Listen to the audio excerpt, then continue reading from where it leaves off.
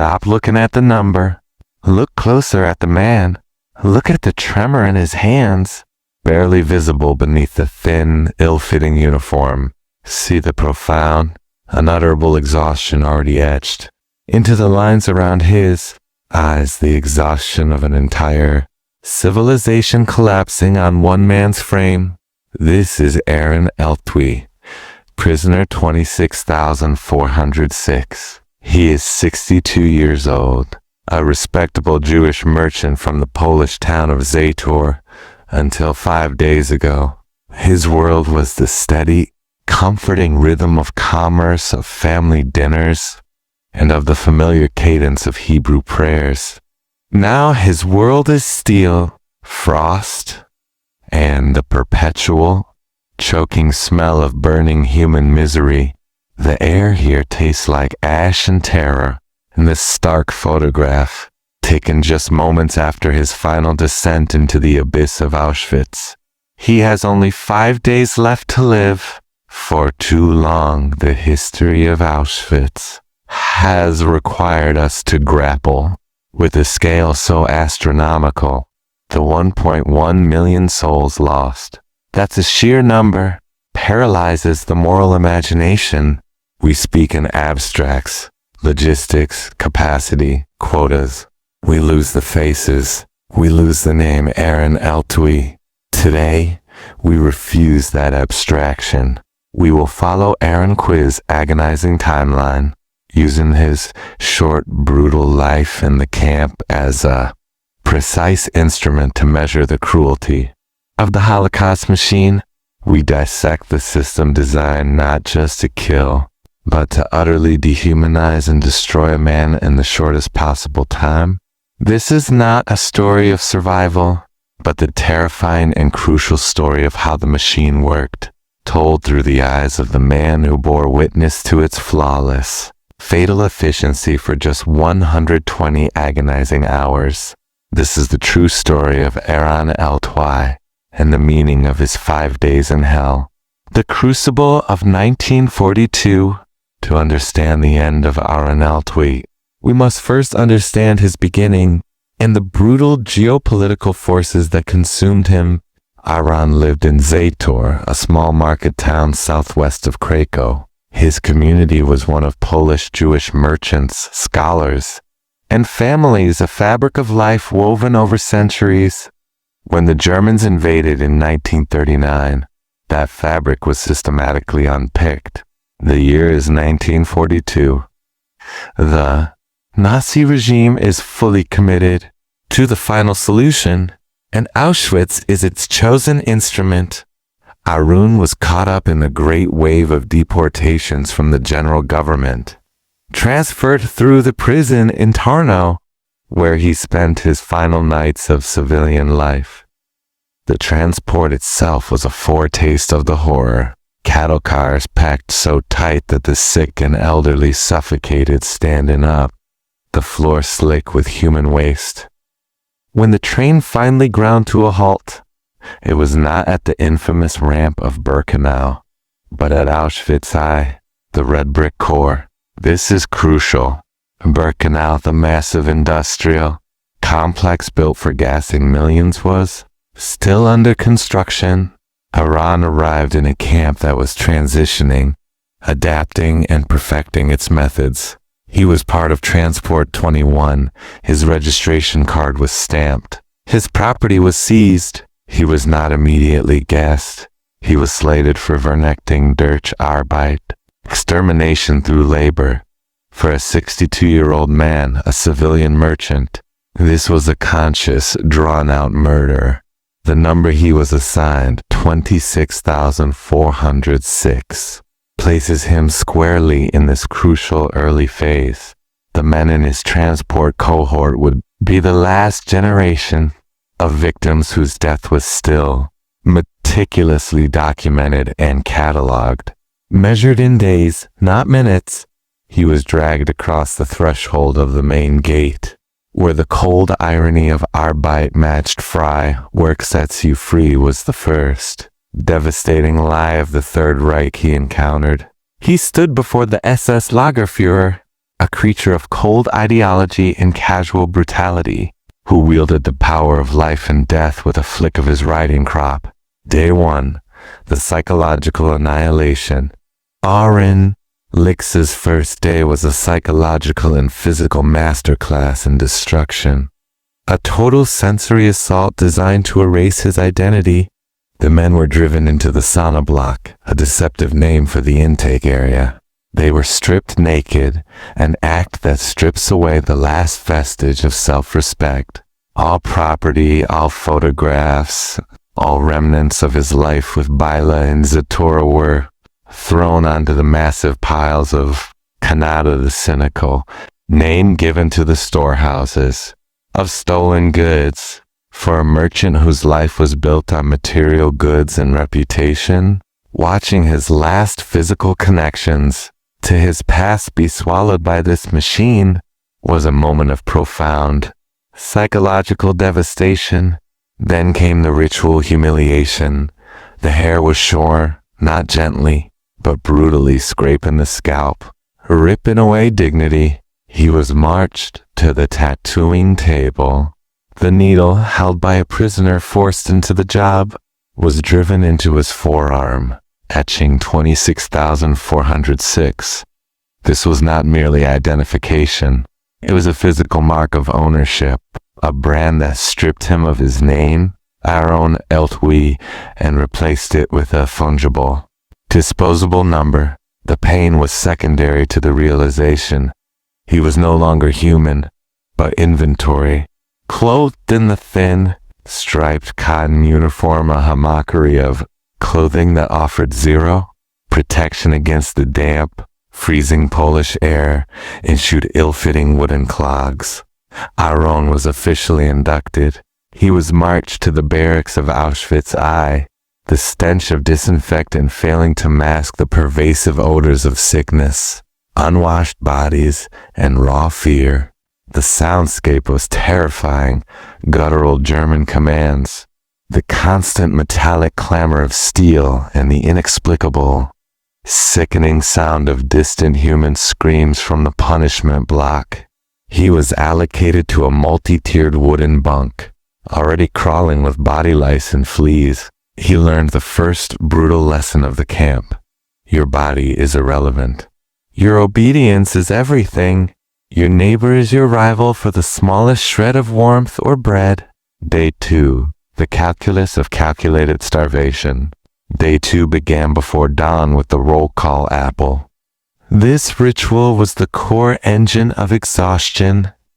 Prisoners stood for hours in perfect alignment, in temperatures that could drop far below freezing in March, while the SS guards counted and recounted them, often forcing them to stand longer simply for sport or to punish a single mistake. Any error, any stumble, meant the entire commando, the entire block stood longer.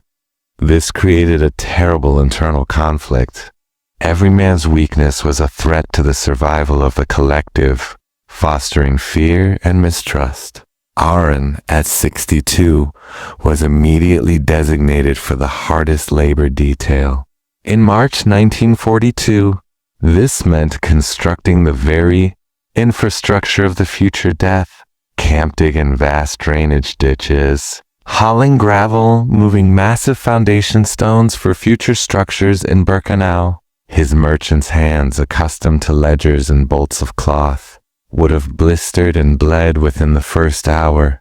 He was deliberately put into a role where his body was guaranteed to fail. The capo, the prisoner foreman, was his immediate, screaming tormentor.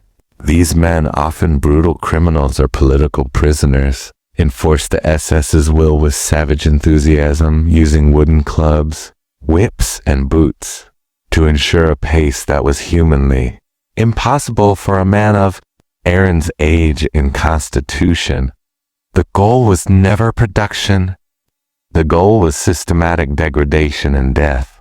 Lunch was a bowl of watery turnip soup, perhaps 300 calories.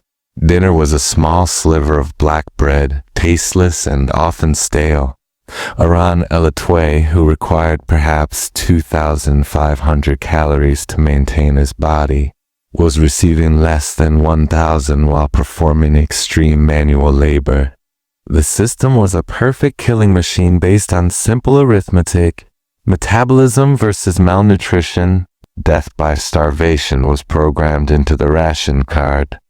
An inevitable outcome measured in weeks for the young, and in days for a man of 62. Day 3, the psychology of the block. By day 3, the psychological terror had fused with the physical pain. Aron would have become keenly aware of the silent menace at the heart of Auschwitz I. Block 11, the bunker. Block 11 was the Gestapo prison, the place of arbitrary absolute punishment, the terrifying heart of the camp's discipline. Prisoners were sent there for infractions, as slight as having a loose button or failing to remove their hat quickly enough.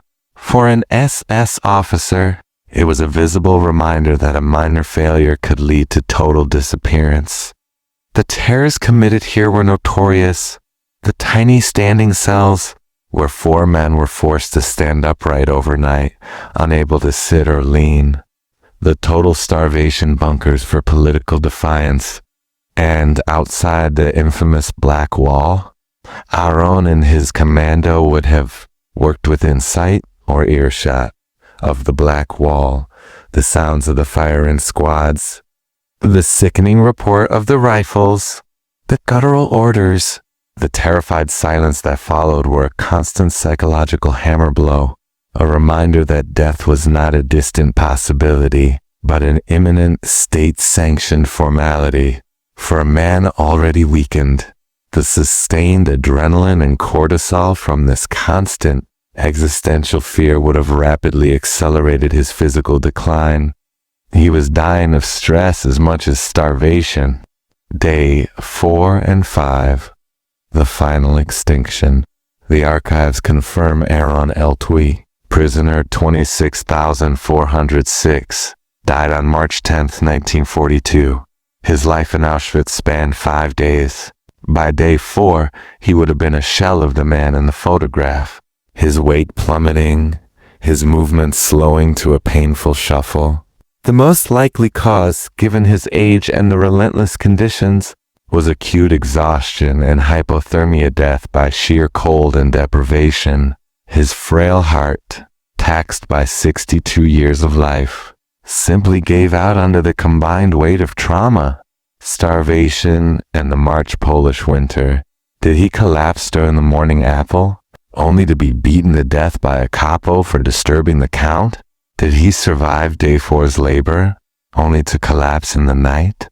The barracks were frigid, and a man who fell out of his bunk and onto the freezing concrete floor was instantly disregarded, left to freeze, sometimes trampled by others desperate for their tiny space.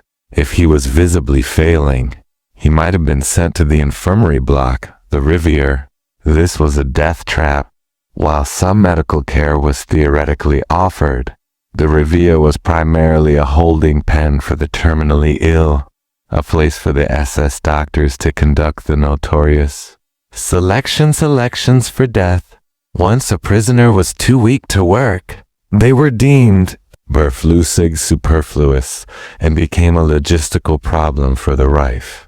The final clinical act of murder often came via a phenol injection, a quick, cheap shot of the caustic acid delivered directly into the heart. It was a bureaucratic solution to a logistical problem, quickly disposing of the bodies that the system had already failed to kill fast enough. The record is silent on his final breath, but the cause is deafeningly clear. The Auschwitz system extinguished the life of Aron Löwi. It was the perfect, chilling execution of policy. Aftermath and impact. The meaning of 5 days. Aron Löwi's 5-day death is not a footnote in the history of the Holocaust. It is a vital, profound chapter. He represents the crucial intersection between 2 terrifying eras of genocide. He was killed by the early, brutal methods, the slow, agonizing murder through labor and starvation that defined the camp's first phase. Yet he arrived just as the architects of the final solution were perfecting the high-speed killing method. Within weeks of Aron's death, the mass gassings at Birkenau would begin in earnest, turning Auschwitz from a brutal concentration camp into an industrial death factory. His life was extinguished by the cruelest statistical experiment. How quickly can a man be broken, starved, and eliminated?